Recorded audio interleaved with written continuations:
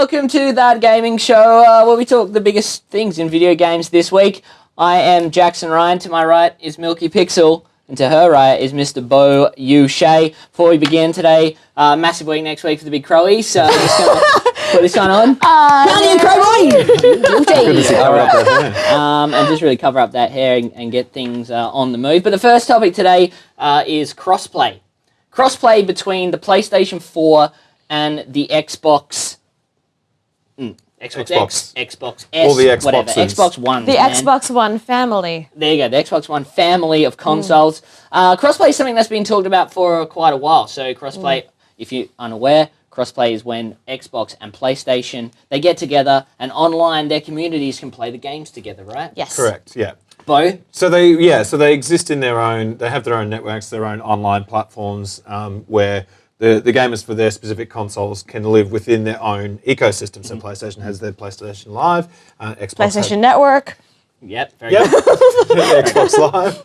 Milky's our fact check. Hashtag fact check, and Milky will tell us that we're wrong. So, so they have their own communities. I, as an old person who plays game, never play online because I end up playing against lots of teenagers who kick my ass constantly. So I tend to play on my own. In saying that, it is essentially a merging of worlds. Yes. Is what is being proposed. Milky, you're quite the Xboxer, if that is a word. What would you call it? Microsoft fangirl? I don't know. What would we call you? Xbox Ed? Gaming culture enthusiast. So tell me, what's your opinion of this? Should this have happened a long time ago, crossplay? If we had the technology to, yes. Because if it had been established way earlier, by now we would most likely have a combined network that has a more solid, secure infrastructure that has been improved throughout, alpha testing, beta testing on it and everything. And so by now, if, say, it had happened, 6 years ago-ish, then we'd be cruising. Yeah, we'd be cruising. We wouldn't be. We wouldn't be going, oh, is it going to work with the new consoles and whatnot and everything?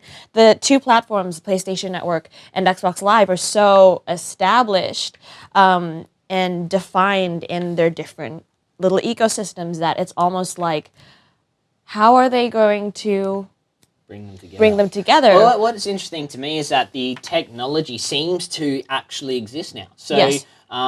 Ark Survival Evolved, which we're talking about a little bit later, the devs came out and said that we can actually put this into our system in a matter of days, like maybe even less than that. So the technology to get the two systems working together exists.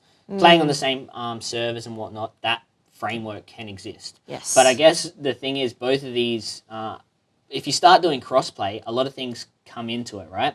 So with Xbox Live, their system and their subscription service is a lot different to PlayStation.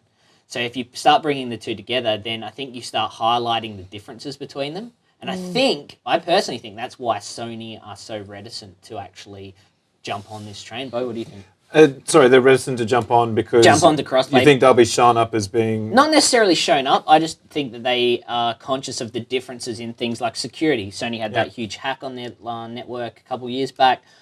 Things like the differences in security, differences in the way that they give the experience to their users. Yeah. Network stability that has been proven to pale in comparison time and time again to the other during Christmas. Yeah, time. so that's sort of stuff. So yeah. Yeah, no, and 100%. And it's interesting you mentioned security because that's something that the Sony boss mentioned when they'd asked him about the crossplay element, and it seems to be Xbox that are talking the most about it. They seem to be driving the conversation around this union.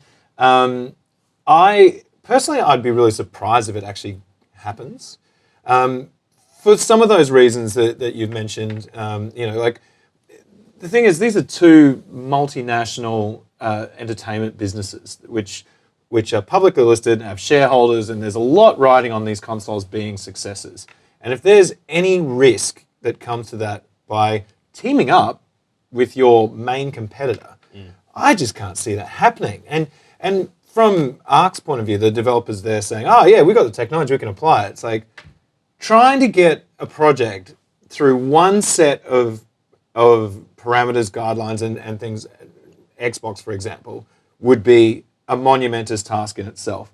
Trying to do that with two multinational platform providers, which these companies are, I just don't think it can possibly happen. So from a developer point of view? Let's break it down. So you have two versions of the game, right? One built and developed for Xbox, their ecosystem. The other built for the PlayStation ecosystem, or PS4 currently. Right? Yeah. So roughly, yeah. Right, yeah. Easy, Got my the numbers you just count. Right? I'm used to the words, Yeah. letters. And so, but the developers of Ark, I'm very cold right now.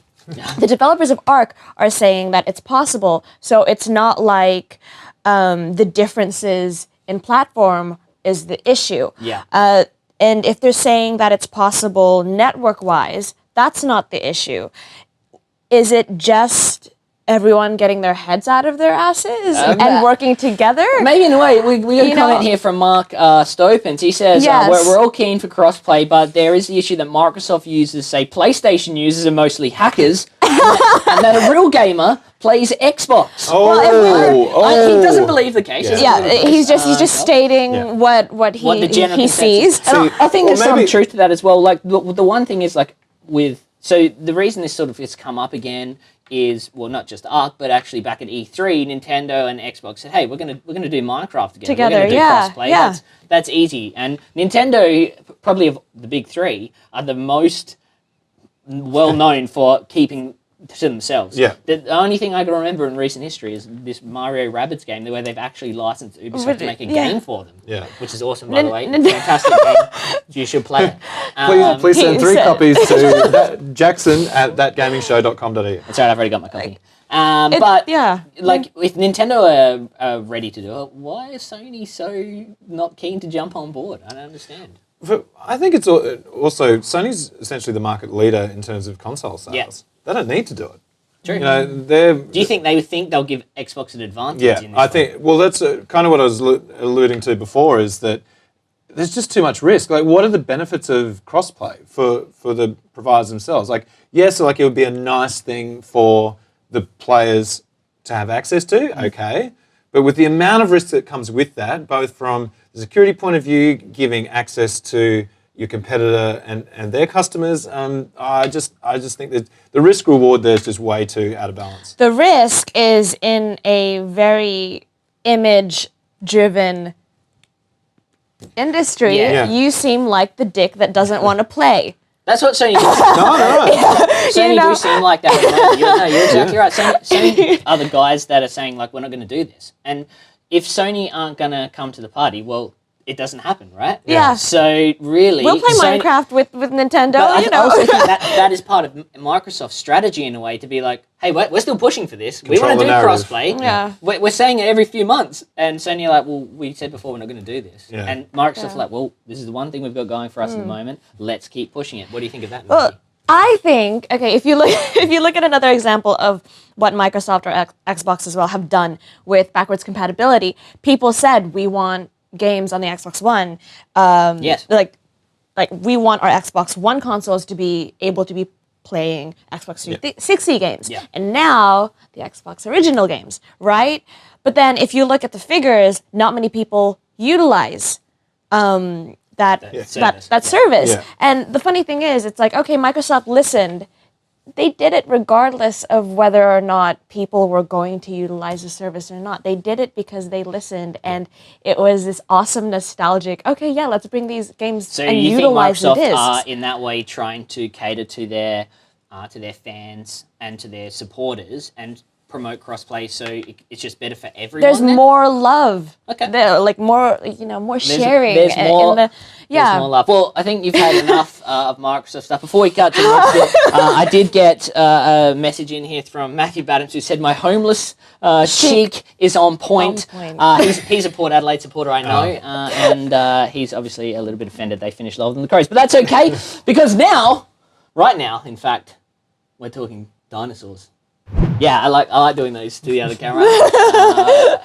Dinosaurs. We're talking dinosaurs because Ark Survival Evolved just released this week in full access. So its full release came through Steam. It was in early access since back in 2015, I believe. Yeah. Which is a long time to be in early access. Built up quite a following. Like a real lot of people were getting into Ark and liked it. A couple of friends of mine really loved it. I honestly haven't invested too much time in it. It's just one of those survival sort of single player events, and it's not really my thing.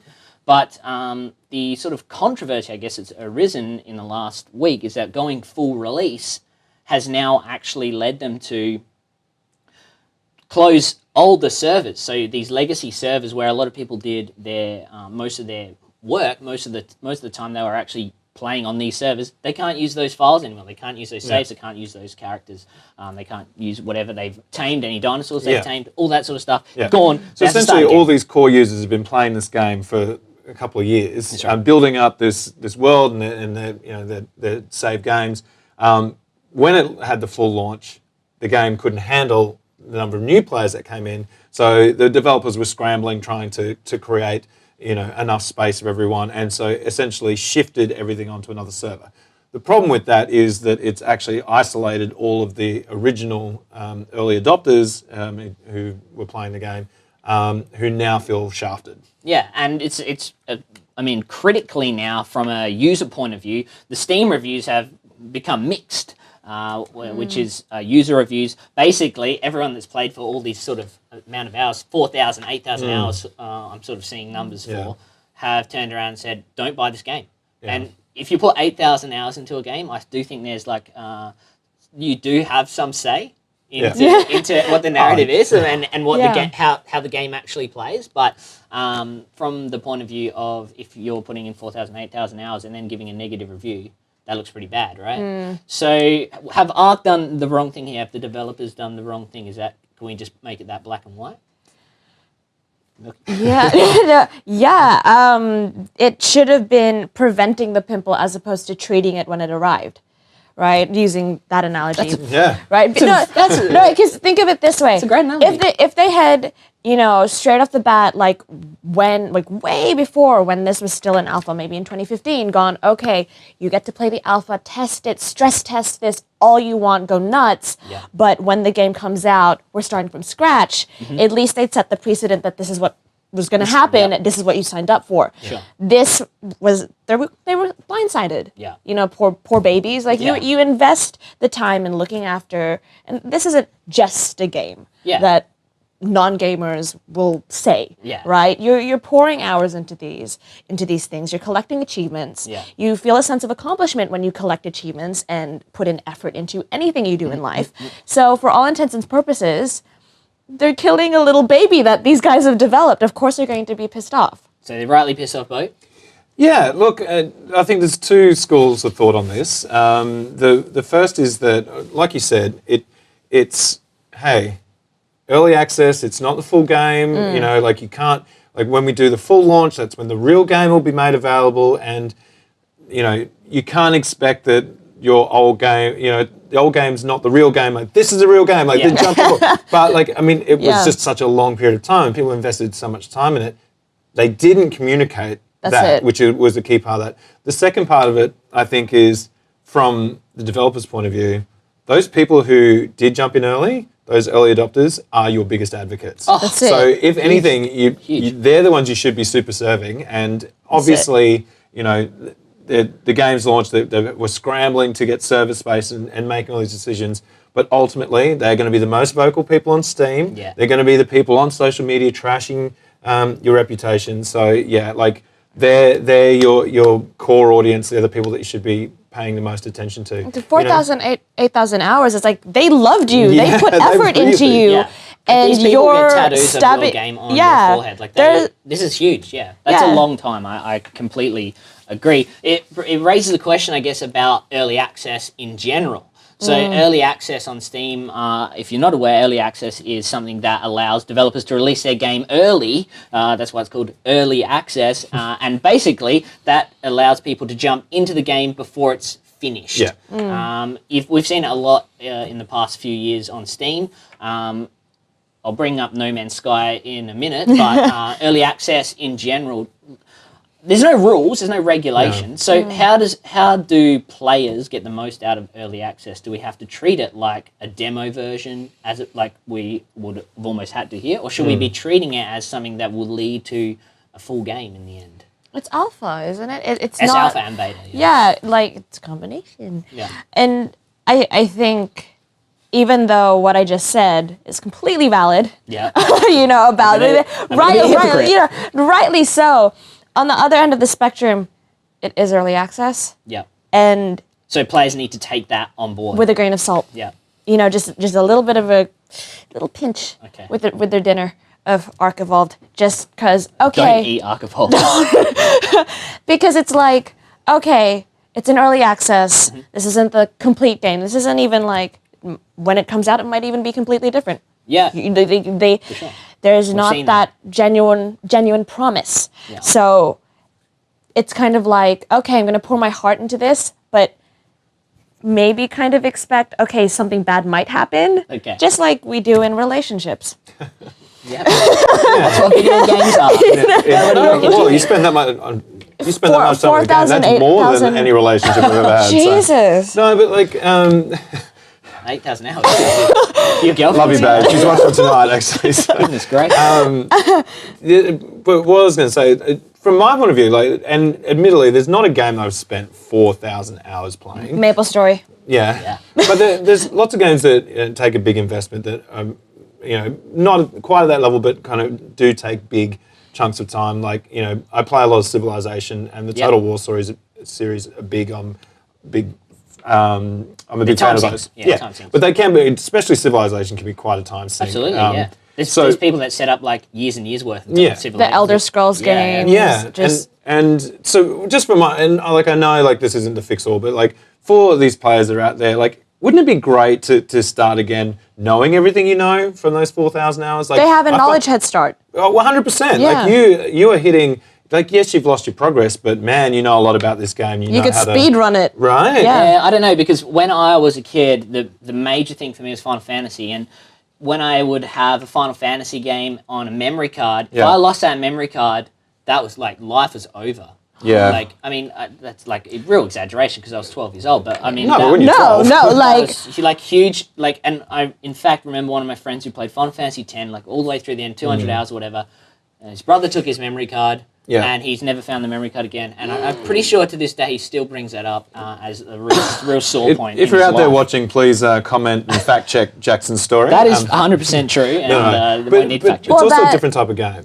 You know, Oh yeah, for sure. You know, like because those games are leveled and there's an end goal, and so you're actually making progress towards something. With the MMOs and these types of games, there's no actual end goal. So losing progress is, there's a bit of a difference there, is all I'm saying. One question I have for you, actually, Beau, as someone's marketer, advertisement sort of human being, how can a huge company / developer communicate with their audience better? Yeah, I think that's What's the nailed on best the way head. to go? It's what Milky said before. It's just making sure the communication's there. If they had said at any point during that process what their plans were, just keeping those early adopters up to date through that 2-year period, I don't think you'd see the backlash you're seeing today. Or 2 years. They had 2 years. 2 years, yeah. It's like, we love you guys, but 2 years. Yeah. But it's just communication. It's so important. And it's like something that like a social media manager needs to do. Do they need to have a community relations person? And it's not that hard. And like Twitter is there, Facebook maybe is not, there, but I mean from kind of from the perspective of a company starting up, trying to factor in salaries and this kind of thing. Yeah, I mean, things should be getting paid, right? They're coders, like putting code and pixels into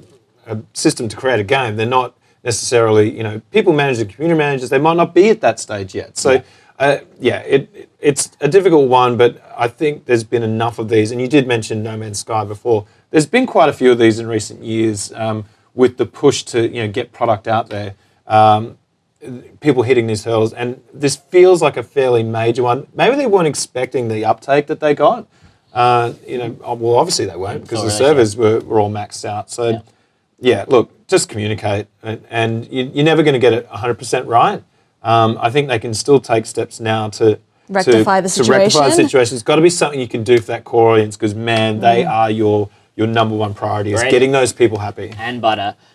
Just communicate is what Mr. Beau says. But for now, we're talking Game of Thrones. That cut is awesome. We've established the cut a little bit better, working a little bit better in the last few weeks. If you haven't so watched that good. gaming show before, we do like to do a quick cut like that. It's quite ridiculous, but whatever. We're talking about Game of Thrones now, and everyone knows what Game of Thrones is, so I don't have to introduce it, which is fantastic. But we are a gaming show, so we're talking about video games. We are. There was a story come out this week by Eurogamer that said a long time ago, 2005, before Game of Thrones was even a thing, Wow. Obsidian, which is a big RPG, very famous for Fallout New Vegas, they passed up an opportunity to work on a Game of Thrones game back in 2005. Which in this day and age sounds ludicrous. Seems absolutely batshit insane. anyone who's looked at the internet like during this week or any week that Game of Thrones is beyond knows just how crazy people are for this. Even in the off season, the memes still keep rolling. Oh, The rumors and the coming. theorists Yeah. still keep a chugging. We've got Jon know. Snow's butt. And we've got the peach. Dewey. We were all impressed by Jon Snow's butt in that scene. I don't know about that, but He a man who does squats. Yeah, that's right. We can tell. So, Obsidian, who did Fallout New Vegas, obviously Fallout New Vegas, quite a sprawling RPG. Something that, if I think about it, seems like it would fit the Game of Thrones universe quite well. Yeah. But a little bit more information about this was that George R.R. Martin wasn't actually going to give Obsidian the opportunity to work on the series as it is. So wouldn't be able to work on Game of Thrones, the book, through to what I think at the time was before Dance of Dragons in 2005. I could be wrong. If you're a George R.R. Martin fan, please don't come at me. Don't come outside of your neck at me. I'd never read the books. I read the first one. That's enough. Hashtag fact check. But the major thing to take out of it is that he wanted basically a prequel. Yeah. He said, like, look, I want you to work on Game of Thrones, but I want you to work on this way. So with Obsidian's pedigree, and those games are amazing. yeah, let's take out Game of Thrones for a second. A Game of Thrones themed RPG. Yeah. And they were going to do an RTS, to be honest, but let's talk about an RPG. Well, that was the 2 points of it. That they couldn't get the right. The George R.R. Martin wouldn't give them access, and they had to do it in the world, but not with the storylines that we all know and love. But also that they felt that, like, because at the time, think as well, this was 12 years ago. Yeah. That they felt that that format was a better fit for what they were trying to achieve with the game. So just a couple of things that didn't quite come together. And you keep in mind, like, think back 12 years ago, like the TV show, as you noted earlier, has only been around for 6 years. The phenomenon's really only taken over, after season 1, so 5 years ago. So this is 7 years before anyone is getting fanatical about, John's peachy But can butt. you imagine, by being a 6-year-old today, you've only ever existed with Game of Thrones, and in 2 years' time, it's going to stop. Oh, those amazing children. Those 8-year-old children, in 2 years' time, they're going to be Yeah. like, what has happened to the world? So- The yeah. babies that are baby- called Khaleesi and Question for you, Drogo. Milky. because- Did you like Fallout New Vegas? Are you an Obsidian girl? Yes or no? No. I appreciate them. Okay. But I haven't played. That's not your thing, though, is No. it? Maple Story, a little bit different to Fallout New Vegas. Would you have played a Game of Thrones RPG, though? I mean, in this day and age, if it was made today, came out tomorrow, would you be playing a Game of Thrones RPG developed by Obsidian? I wouldn't go just on the Game of Thrones and Obsidian merit alone. I'd be looking at, okay, do we have screenshots of like alpha and beta test gameplay? Like, Okay. What have the testers have been saying about it, and what kind of RPG are we talking about? Like completely open world, or like World of Warcraft, or all these little factors would factor in as to whether or not I'd get it or play it. Well, if you're taking yeah. the New Vegas route, which is okay. which is really open world, like Yeah, open world RPG, Fallout same style. It depends Knights how, of the Old like- Republic was one of theirs as well, right? It would depend on Yeah. how what kind of Knights plot of the they're going to be Republic, taking. yeah. So like what an RPG? Are we being our own character? Are we making our own character in the No, that's Game right. of Thrones There world? are a lot of things to Or consider. like, yeah. I guess or are we from- following Dany? Yeah, or from John? my point of view, a video like there's obviously video games by Telltale that exist in the Game of Thrones universe. Yes. It's a choice-based Telltale game, which is quite good, and looks at the I'm going to say Ironwoods. Again, I could be wrong, but it looks at a family that's completely separate from the major storyline. Yeah. But it does draw in, like, the Boltons. Yeah. The Boltons are feuding with these guys, basically. So you do get Ramsay Bolton. You see, you do play as Marjorie Tyrell as well. Yeah. So I love Natalie Dormer. they have put those elements in. So I guess, really, if I bring it back, the major question for me, Game of Thrones game comes out tomorrow, Obsidian, I don't care what it is, you're still gonna give it a look, though, Oh my aren't god! you? Yes. Like, Obsidian yes. brought out anything tomorrow, I'd play. So What I'm trying Game to of say Thrones, is, anything happens, I'm gonna take a peep. where are the Game of Thrones games? yeah, well, keep in mind that Licensing? Yeah, of course. licensing is something to take into consideration now. But games take 5+ years, like 5 years as a minimum, to get up and running. So even someone who saw season 1 of Game of Thrones go, you know what, this would make a great open world RPG. Cash, money. Well, it's going to take them 6 years to get that idea into market. Mind you, if they got it into market now, they'd be doing pretty good. Yeah. But so I think that's a consideration. Though, one thing I did want to mention is the franchise that does it really well, Shadow of Mordor, because that's something which is done in the Lord of the Rings universe. Absolutely. But is not using those iconic characters. I've only played the first one. Obviously, the second one's out shortly. Yeah, this year. a couple of months away. Yeah, so that would be really exciting. I'm not sure if they're bringing in the key characters from the films and books, but that is a great example of building something in a world, but not necessarily incorporating the characters from it. So, I still have like to you said, play it. with a family, a Game of Thrones, Yeah. Westerosi family that's not mentioned in any of the canon or whatever you want to call it. Yeah. Well, blue sky question for you then, Milky, and this one for the viewers as well, if they want to jump on board and say what sort of Game of Thrones game they'd like. What sort of Game of Thrones game would appeal to you most? What kind of style of game? Even developer, if you want, you could name someone that you'd want to take it on. Well, like if we were having multiple games kind of thing, Yeah. we're talking like big franchise.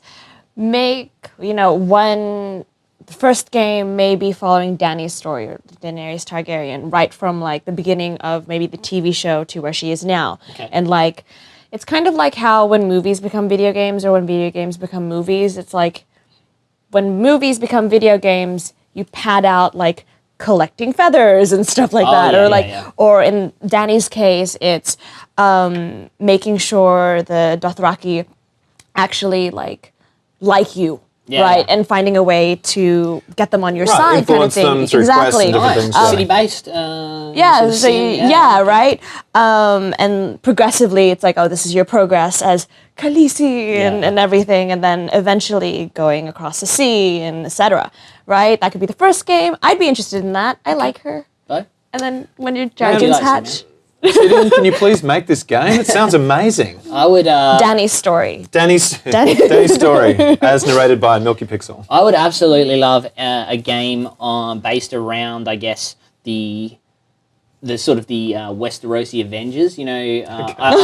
Now these are spoilers, so you can switch off now. Oh, we've lost about 26 viewers. Wow. Westerosi Avengers. When they go out into Beyond the Wall, those. The Snowicide Squad. Oh, the Snowside Squad, mate. If we get a game about the Snowside Squad, Blah, blah, we blah, would, blah. that's the hardest word to say. Yeah. Snowicide Squad. Then I'd be all over that. And I honestly think that there's obviously a market for it. We've got a comment here from Ryan Blunden. God's strategy would be awesome, would play into the politics side of the story. Well, I think What, like Civilization, like Civ? Imagine Yeah. that. A city-based, turn-based city management system where Yeah. you pick one of the capitals within Westeros. factions. Yeah, one of the factions, Yeah. and you do it Or the as kind of like a What they trade could and actually do is politics and take away from breed dragons. a little bit take away from the Game of Thrones board game. It's quite a fantastic, like long form board game where you start as one of the houses and then you've got sort of hero cards, etc., etc. You Yeah. have to take over certain parts and then get to King's Landing and hold it, sort of thing. Yeah. So the Greyjoys start in the ocean; they're better Yeah. at the sea with the seafaring Yeah. stuff, etc., etc. With So naval that's a really cool. fleets. Hit me up, any IP lawyers or anything Like like that. Civ. But that is actually Or what any we- developers want to make this game for us. Yeah, Please, that's we've got no awesome. skills in that department and very little on-screen TV ability as well. But it is 8:30, and that means that's all we've got time for because you've got to switch over to the Australia versus Japan game. Absolutely. Australia versus Japan soccer World Cup qualifier. Go watch that. Go watch the Crowies next Thursday. Beau, Milky Pixel, Jackson, Ryan. Thanks for watching, guys. We will be here next Tuesday. Yes. Because I'm at the Crows game next Thursday, and that takes precedence. Thanks for watching. Tune in Tuesday. See you then.